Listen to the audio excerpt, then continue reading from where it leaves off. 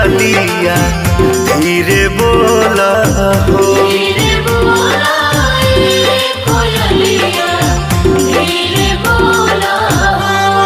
कि मैया मोरी जाग जाई है हो। कि मैया मोरी जाग जाई है हो।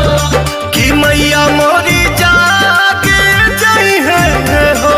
कोयलिया धीरे बोला हो। धीरे बोला कोयलिया धीरे बोला हो।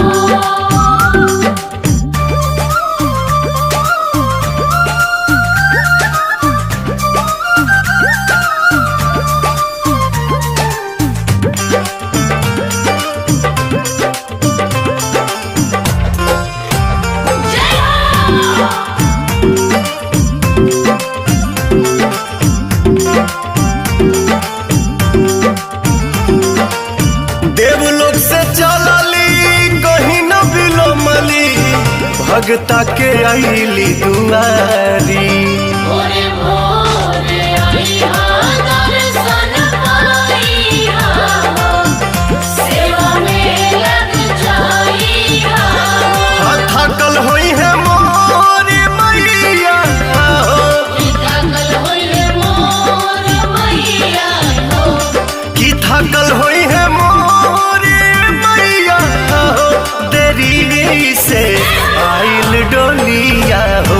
धीरे बोला कोयलिया धीरे बोला हो।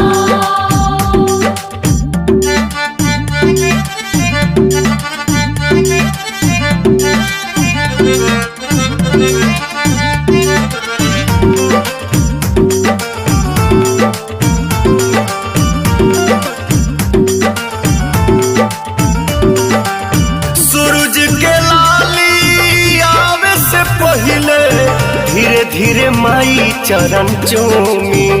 मगन होके गगन फूल बरसाई है हो। धरती हरसाई है हो। भजनवा पवनवा गावे हो। भजनवा पवन गइले हो। भजनवा पवनवा गावे हो।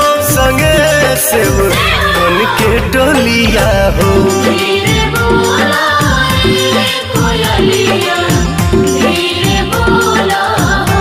धीरे बोला ए कोयलिया धीरे बोला हो।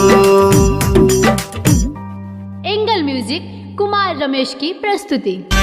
धीरे बोला ए कोयलिया धीरे बोला हो। धीरे बोला कोयलिया धीरे बोला हो। कि मैया मोरी